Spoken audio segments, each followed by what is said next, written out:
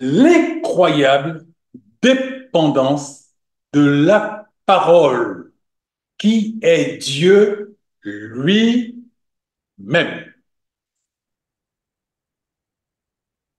Alors, cette démarche doit pouvoir nous convaincre d'orgueil, de prétention. Cette démarche doit pouvoir nous amener, aide-nous Seigneur, nous en avons besoin, à être comme des petits-enfants, car il a dit, si vous ne devenez pas comme un petit enfant, vous n'allez pas rentrer dans le royaume des cieux. C'est pas tous ceux qui me disent Seigneur, Seigneur, Seigneur, Seigneur qui vont rentrer dans le royaume des cieux. C'est celui-là qui fait la volonté de mon Père. Et la parole, lors de sa mission sur la terre, nous a fait une démonstration de ce qu'est l'obéissance, ce qu'est la soumission, ce qu'est la reddition. Alors nous allons, avec l'aide de notre papa, voir l'incroyable dépendance de la parole à Dieu le Père, parole qui est Dieu lui-même. Alors bien sûr, nous sommes devant une sorte de dilemme. Mais pourquoi la parole qui est le Père a besoin de se soumettre au Père? C'est pour te convaincre et me convaincre d'orgueil, de folie. Car nous, Dieu va avoir compassion de nous. Nous avançons avec de l'indépendance. Nous nous croyons intelligents. Nous nous croyons sages. Nous nous croyons capables. C'est parce que la parole ne se croyait pas capable qu'il a dépendu du Père. C'est parce que la parole ne s'est pas complaire ni à s'appuyer sur ce qu'il était qu'il a dit, je dépends de mon Père en toutes choses, pour tout. Selon que notre frère Tibi nous enseignait, disant, mais tu as besoin de Dieu pour regarder, tu as besoin de Dieu pour te mouvoir, tu as besoin de Dieu pour t'asseoir, tu as besoin de Dieu pour te lever, tu as besoin de Dieu pour marcher. Ah, tu n'as pas besoin de Dieu, hein? Tu auras besoin de Dieu quand tu verras que ces choses, tu peux pas les faire.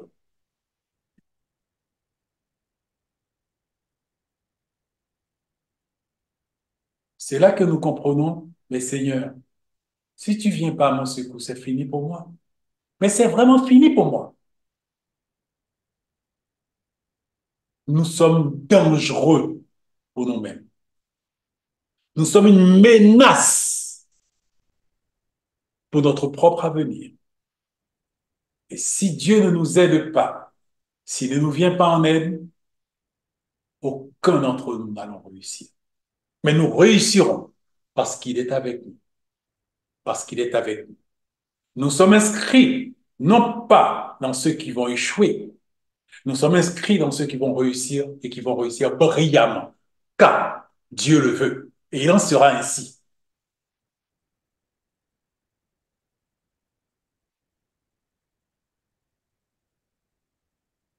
Ésaïe 11, 2. Alors, que l'Esprit de Dieu nous aide à comprendre ce qui va être dit actuellement. L'Esprit de l'Éternel repose sur lui. Lui. Qui est lui? Jésus. La parole.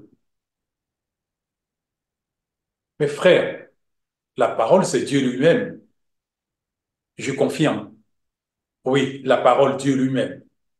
L'Esprit de l'Éternel reposera sur lui. C'est la promesse qui nous a été faite lors de la réunion précédente.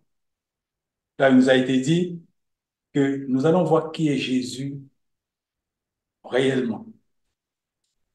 Et ça va nous aider à comprendre comment vous et moi, nous n'avons pas d'alternative à la dépendance.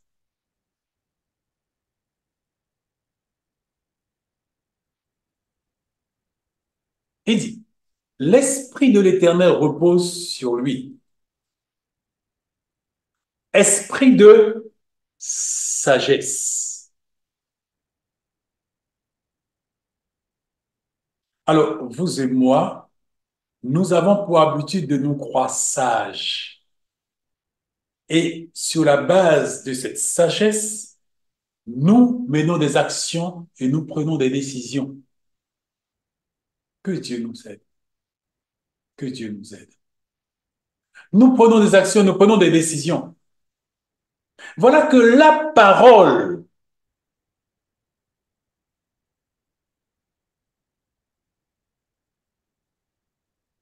a reçu l'Esprit.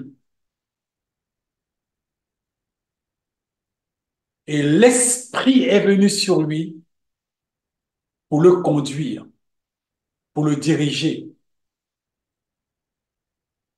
en tout, tout, tout, tout. Et alors qu'il était un être humain comme vous et moi, mais avec un potentiel supérieur. Petite explication technique, vous et moi, à cause du péché, nous avons été restreints de 90% de notre potentiel parce que nous sommes nés d'un père et d'une mère pécheur et pécheresse. Lui, la parole, étant né d'une mère, mais sans père pécheur, il s'est avéré être dépositeur du potentiel total alloué par Dieu à la création. Veut dire que Jésus était détenteur du 100% du potentiel humain. Et vous et moi, nous sommes le plus intelligent, ne dépasse pas les 10%. Malgré tout ce potentiel qu'il avait, il a dit au Père, je m'appuie sur ta sagesse pour prendre des décisions, pour apporter des appréciations en ce qui me concerne, en ce qui concerne les autres, etc., etc. L'Esprit de l'Éternel est venu sur lui et cet esprit, c'est un esprit de sagesse qui s'est manifesté toutes les fois qu'il avait une décision relevant de la sagesse à prendre, c'est l'esprit qui le prenait pour lui, car il était totalement dépendant. C'est l'esprit qui prenait la décision pour lui, car il était totalement dépendant.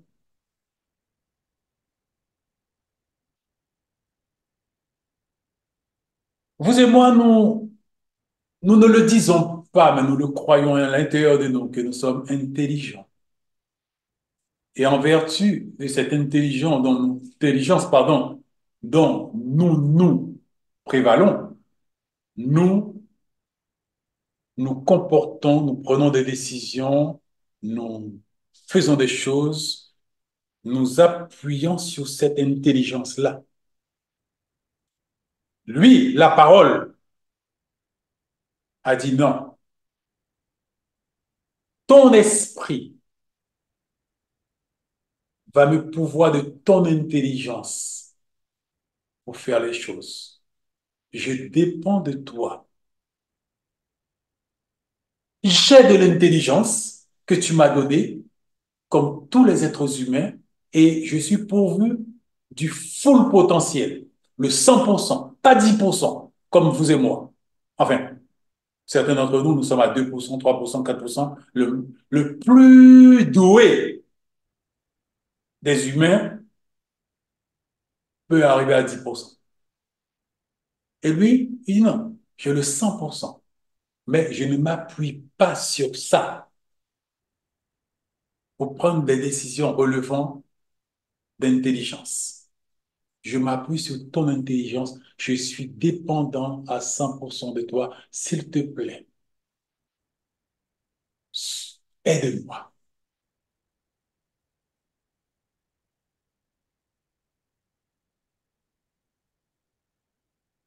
Esprit de conseil. L'Esprit de l'Éternel repose sur moi. Esprit de conseil. Toutes les fois que j'ai besoin de conseil, je ne me conseille pas moi-même, mais je vais vers mon Père et je lui dis, Père, j'ai besoin de ton conseil. C'est ce qu'il faisait chaque jour. Il allait prier au jardin de Gethsémane et sur les montagnes et d'autres endroits. Quand il allait prier, c'était pour avoir les conseils de Dieu pour le lendemain, pour savoir qu'est-ce qu'il faut faire, comment il faut le faire, à quel moment qu'il faut le faire, de la façon dont il faut le faire. Il était dépendant à 100%.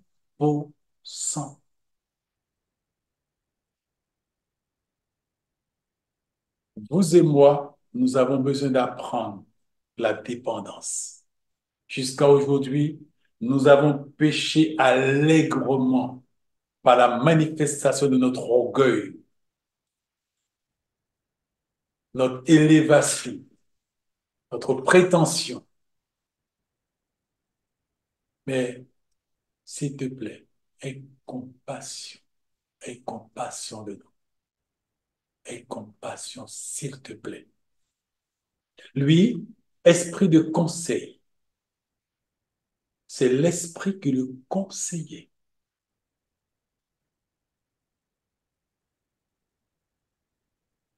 Esprit de force,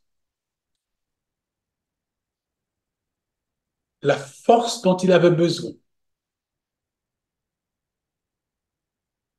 soit pour marcher, soit pour évoluer, soit pour agir, soit pour se mouvoir, soit que cette force était d'aspect de nature spirituelle.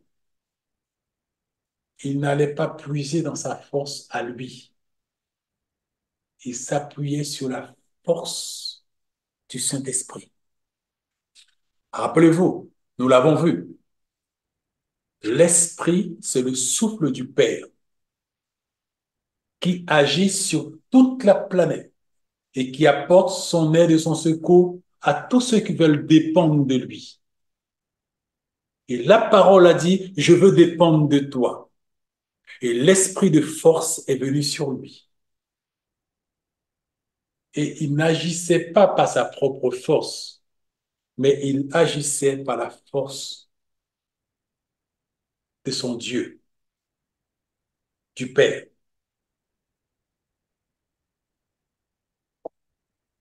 Esprit de connaissance. Aujourd'hui, quand on parle avec la jeunesse, ils savent tellement qu'on peut rien les transmettre comme savoir. Ils sont omniscients grâce au téléphone portable et à l'ordinateur. Ils savent que ce qu'ils ignorent. Mais ça fait rien. Ils savent quand même que Dieu est compassion de cette jeunesse et particulièrement de notre jeunesse à nous, qu'ils arrivent à la sagesse de Dieu pour échapper à la folie du monde. Lui, la parole, Jésus, le Fils de Dieu, il s'appuyait sur la connaissance de son Père. Dieu le Saint-Esprit était là pour l'assister, pour lui donner la connaissance.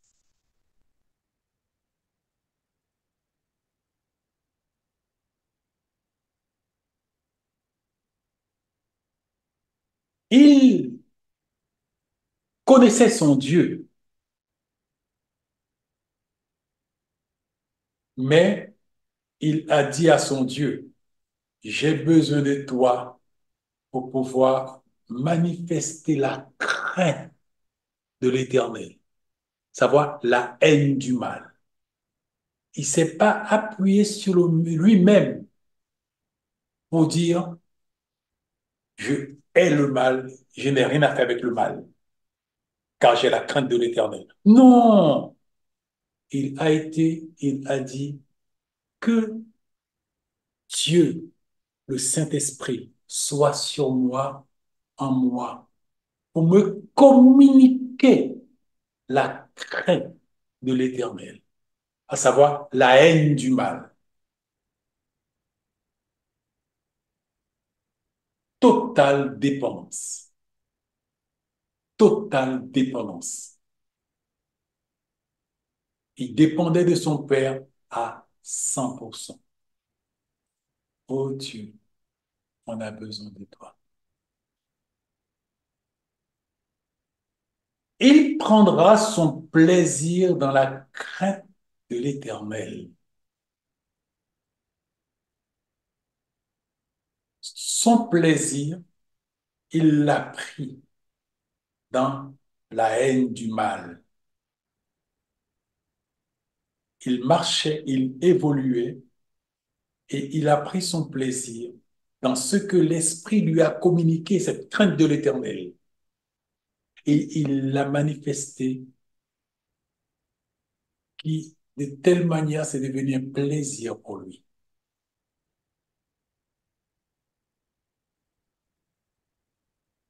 Il ne jugera point sur ceux qui apparaît à ses yeux. Excuse-moi. Il ne jugera point sur ce qui paraîtra à ses yeux.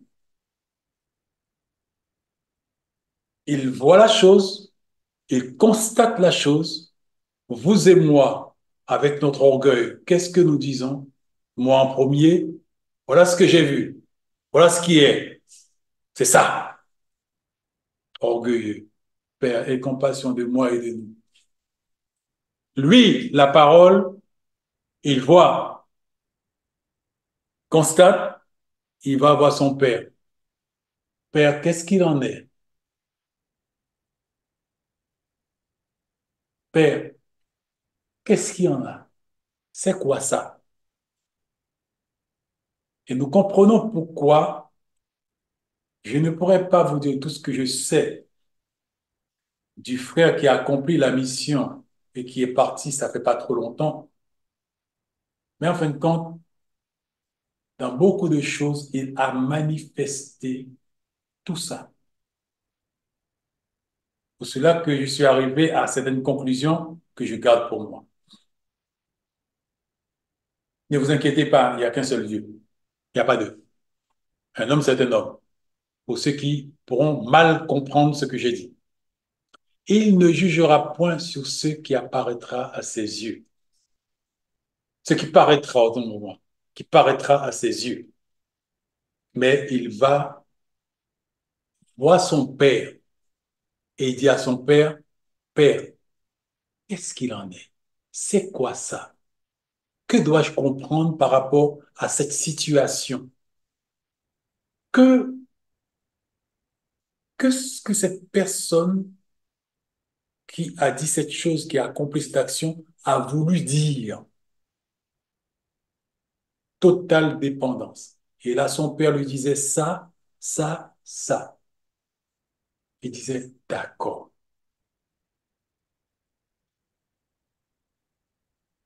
Et il ne prononcera point d'après ce qui frappera ses oreilles. Quand on vient lui rapporter quelque chose sur un fait, sur une personne, sur un événement, il ne prononce pas sur ce qu'il a entendu. Il va voir le Père. Père, qu'est-ce qu'il en est? C'est quoi ça? Comment une vérité qu'il y a dans ça? Que dois-je croire dans ça? Et le Père lui dit ça, ça, ça. Totale dépendance. Mais bien aimé, nous sommes en train de parler de qui là? Mais nous sommes en train de parler de la parole. Attendez, je veux que nous puissions bien comprendre. Je retourne en arrière. M'excusez.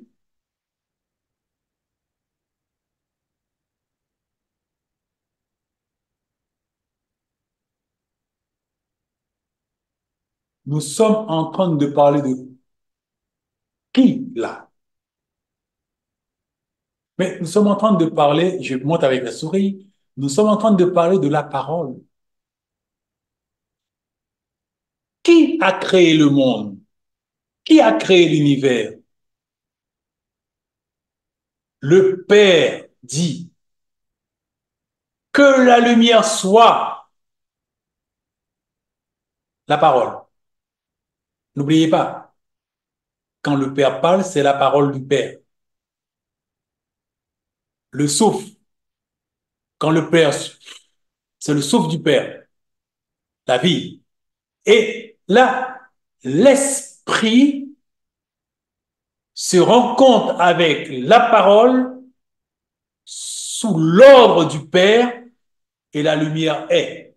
Que la lumière soit, boum, la lumière est. La parole se rencontre avec l'esprit et la création.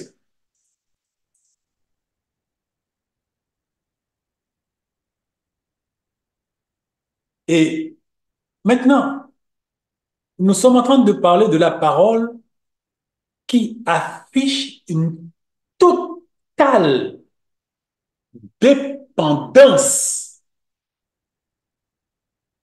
au Père qui seul est dépositeur de tout. Et il nous a enseigné une dépendance absolue à son Père. Mais nous comprenons, mais la parole, c'est ce que nous avons vu, c'est le Père. L'Esprit, c'est le Père. Et Dieu nous enseigne pour nous dire, mais pourquoi voulez-vous, vous, afficher de la dépendance à mon égard? Et vous vous dites, mes enfants, vous vous dites que vous m'appartenez. Vous dites que, et je suis votre maître, vous êtes ma propriété. Mais vous affichez une dépendance à mon égard. Comment pouvez-vous continuer à croire que ce que vous dites est vrai?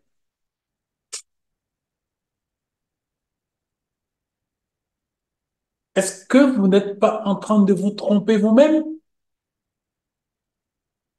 Est-ce que vous n'êtes pas en train de vous inscrire dans ce qu'il me dit, Seigneur, Seigneur, et qui ne font pas ma volonté?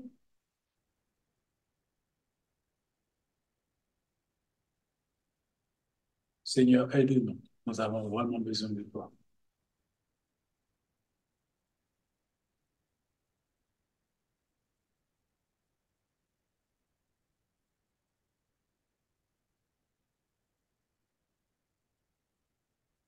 Ésaïe 11, 1.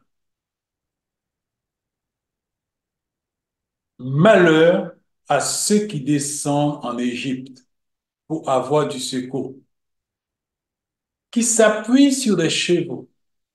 Il se fie à la multitude des chars et à la force des cavaliers, mais qui ne regarde pas vers le Saint d'Israël et ne cherche pas l'Éternel. Lui aussi, cependant, il est sage. Comprenez? Il fait venir le malheur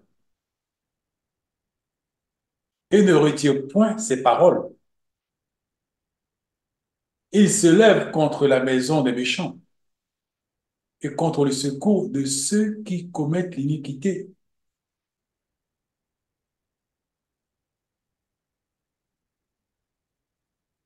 l'Égyptien dont vous voulez vous appuyer dessus, votre compte en banque sur lequel vous voulez vous appuyer dessus, votre famille sur lequel vous voulez vous appuyer dessus, votre patron sur lequel vous voulez vous appuyer dessus, votre pasteur sur lequel vous voulez vous appuyer dessus,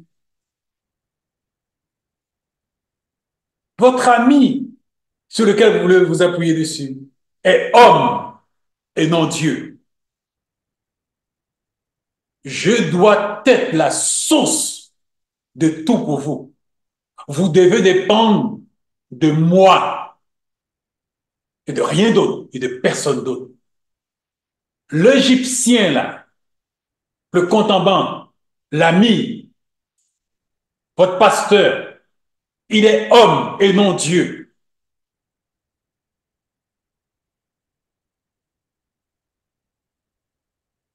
C'est de moi que vous devez dépendre. Mais je comprends la majorité d'entre nous, la communion avec Dieu se résume à quoi? À rien. On n'a pas de communion avec Dieu. On n'a pas de communion avec Dieu. On fait passer nos petites affaires avant, comme Marc, tout le temps. Et nous ne nous calmons pas pour dire, Seigneur, organise mes journées. Montre-moi ce que je dois faire, ce que je ne dois pas faire. Et en même temps, Seigneur, dis-le lui, disons-le lui. Si tu ne viens pas à mon secours, je vais échouer parce que je suis rempli de folie, d'orgueil, de prétention et je me trompe moi-même. Je suis faux, je me trompe moi-même. J'ai besoin de toi. Quelqu'un peut ne pas comprendre ce que je suis en train de dire parce que le volume de confiance, en anglais on aurait dit confident, qu'il a en lui-même, lui interdit de comprendre ce que je suis en train de dire. Tu es en danger. Tu es en danger.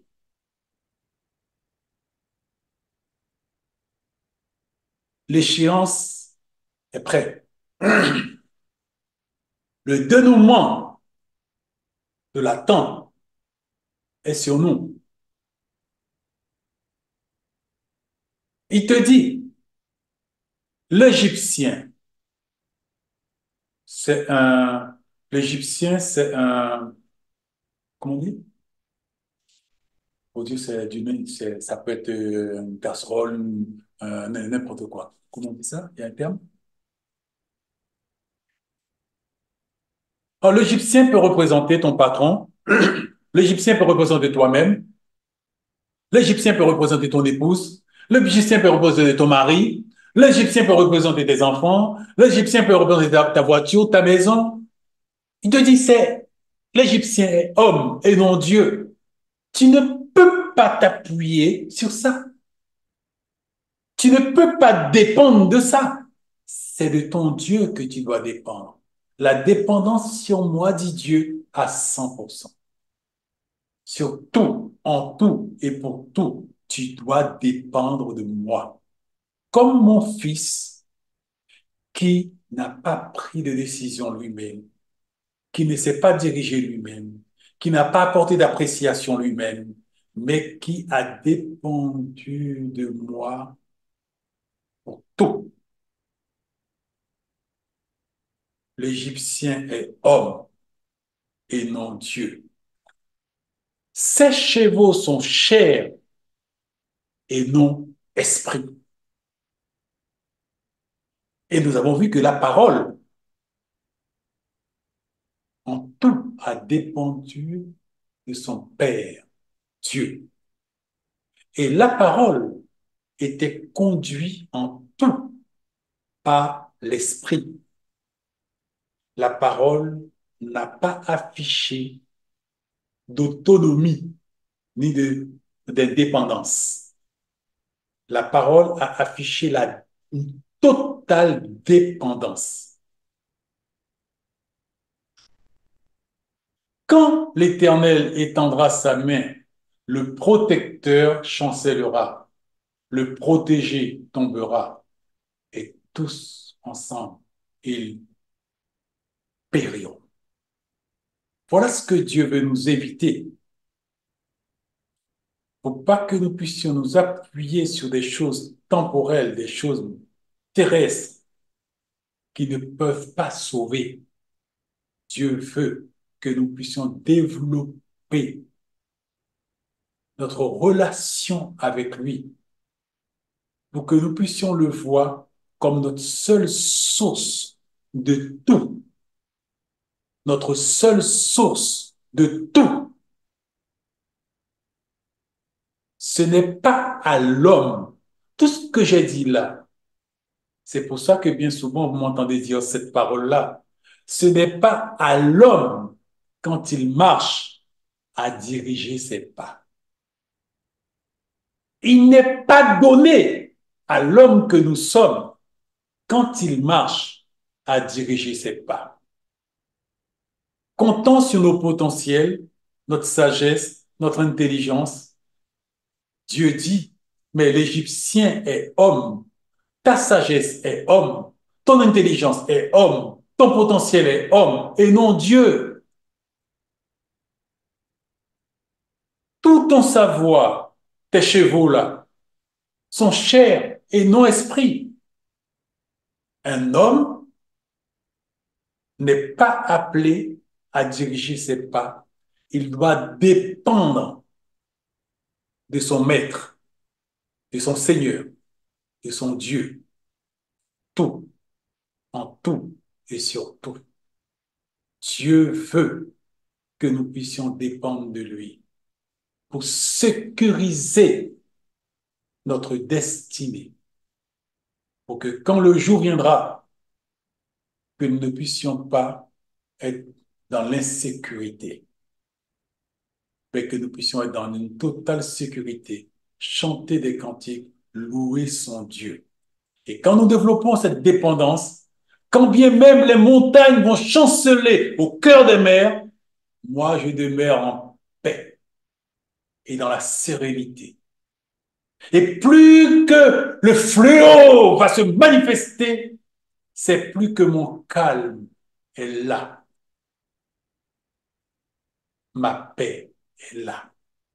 Car je dépends non pas de moi, non pas de X personnes, mais je dépends, comme la parole, je dépends du Père. Et c'est l'Esprit qui me conduit.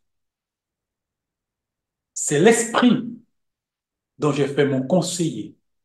C'est l'Esprit Saint qui me dirige. Je ne me dirige pas moi-même. Je dépends du Père et son Esprit me conduit et me dirige. Père, l'enseignement que tu nous as donné, nous ne sommes pas en mesure de l'appréhender. S'il te plaît, accorde-nous ton Esprit Saint. Accorde-nous ton Esprit Saint pour nous aider à comprendre ce que nous ne pouvons pas comprendre, d'appréhender ce que nous ne pouvons pas appréhender et d'accepter ce que nous ne pouvons pas accepter. Levez vos mains vers Dieu maintenant, dis-lui, Seigneur, donne-moi ton esprit. Donne-moi ton esprit. Donne-moi ton esprit. Donne-moi ton esprit maintenant.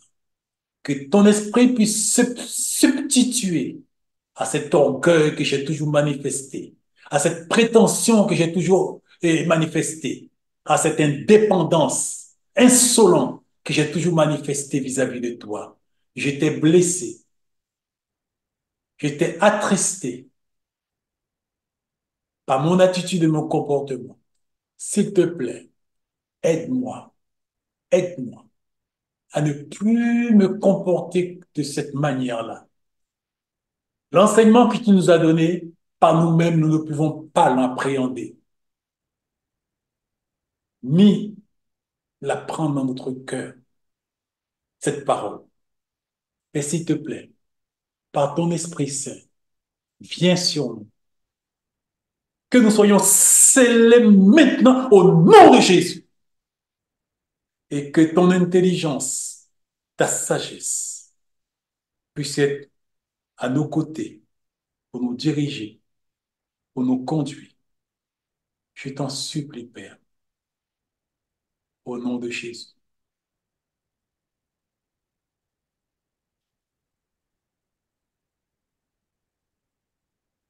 Alléluia.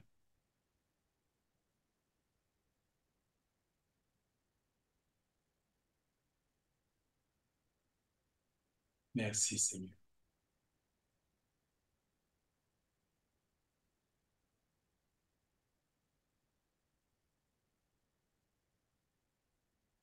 Donne-nous ta grâce, Seigneur. Donne-nous ta grâce. Nous t'en supplions au nom de Jésus. Amen. Amen. Amen.